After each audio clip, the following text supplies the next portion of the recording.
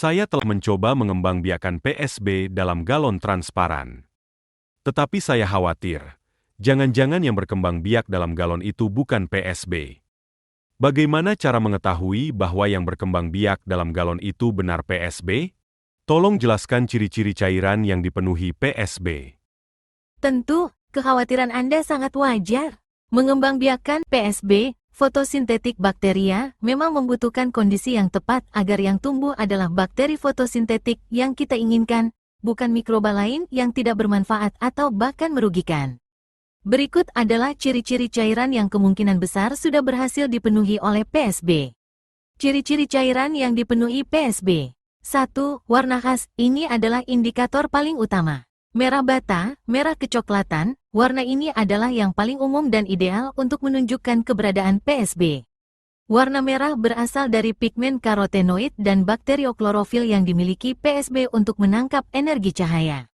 Hijau, hijau kebiruan, beberapa strain PSB juga bisa menghasilkan warna hijau atau hijau kebiruan, terutama jika ada alga yang ikut tumbuh. Namun, warna merah bata lebih sering menjadi target utama. Hindari warna lain, jika cairan berwarna hitam, putih pekat, atau berbau busuk menyengat, kemungkinan besar itu bukan PSB yang dominan, melainkan bakteri pembusuk atau mikroorganisme anaerobik lain yang tidak diinginkan. 2. Bau khas. Bau amis atau bau lumpur, tanah basah. Ini adalah bau yang sangat khas dari PSB yang sehat. Baunya mirip bau kolam ikan yang sehat atau tanah yang baru diguyur hujan.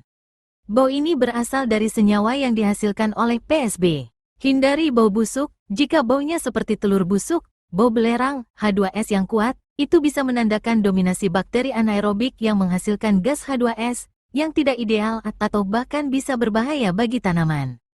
3. Kekeruhan dan endapan.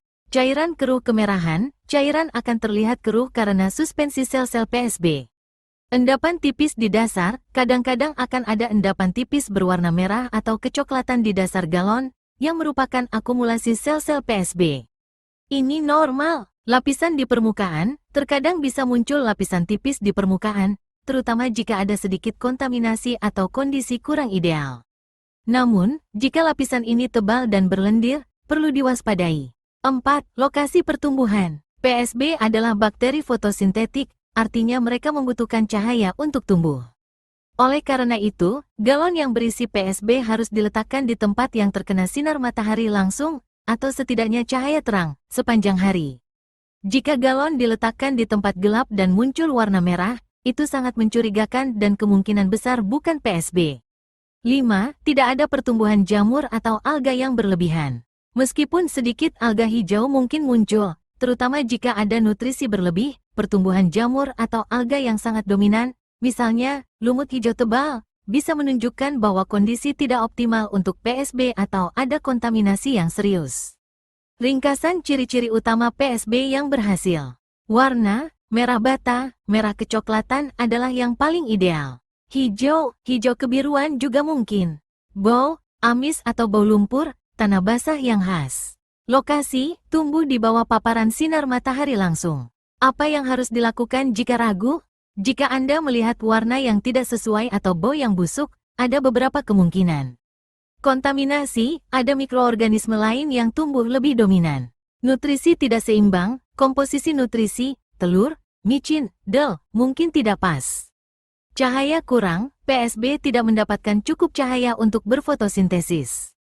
Dalam kasus tersebut, sebaiknya buang cairan tersebut dan coba lagi dengan bahan dan prosedur yang lebih steril, serta pastikan paparan cahaya yang cukup. Semoga penjelasan ini membantu Anda mengidentifikasi PSB yang berhasil Anda kembangbiakkan.